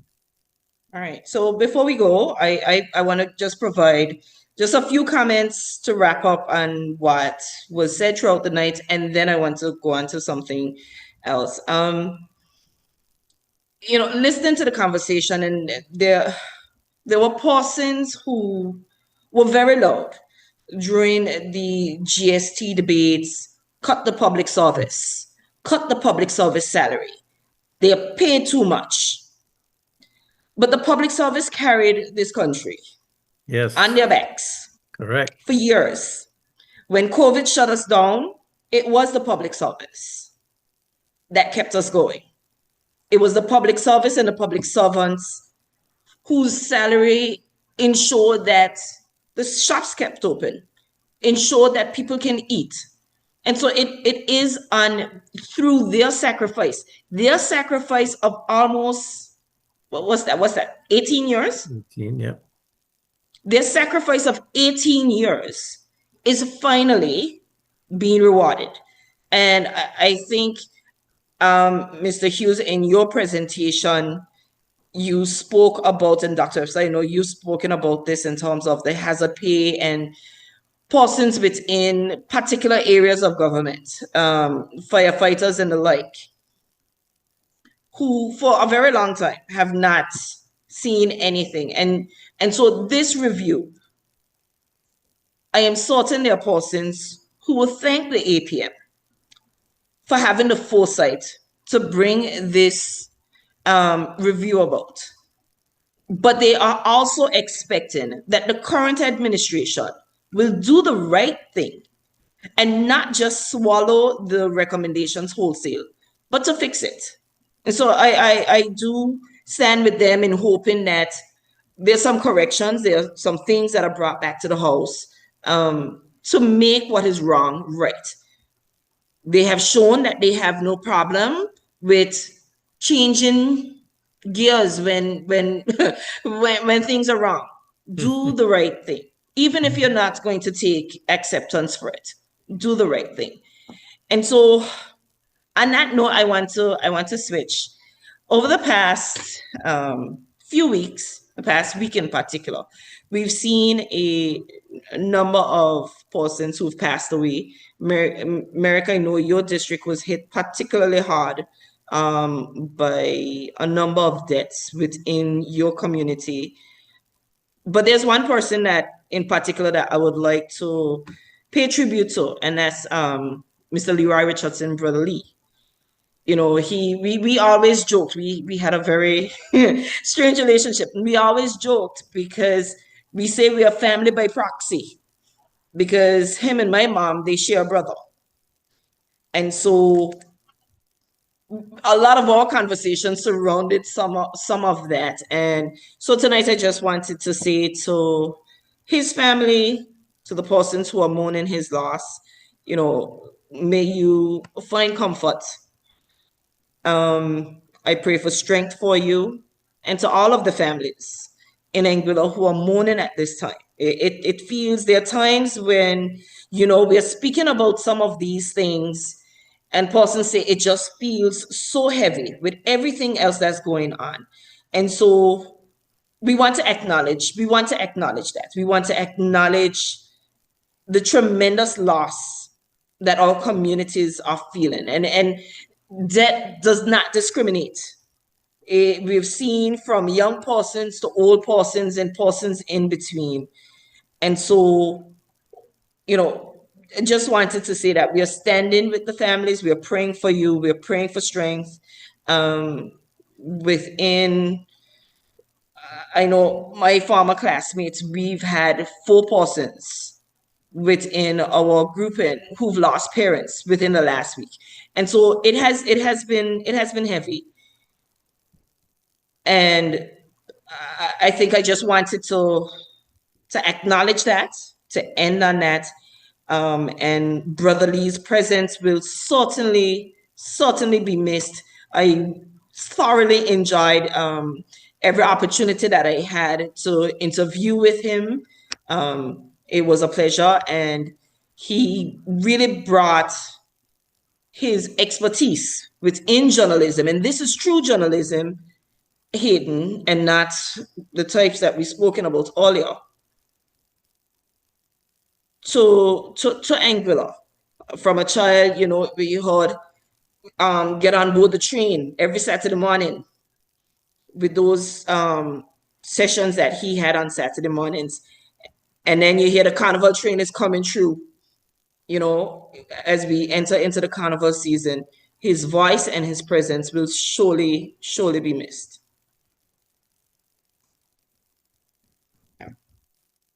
So on that note, everybody, I bid you a good night, and we look forward to having you join us again next week for another episode of APM Online Conversations with the Source, and of course on Monday morning with your parliamentary opposition in the know on Radio Anguilla and on all of our platforms.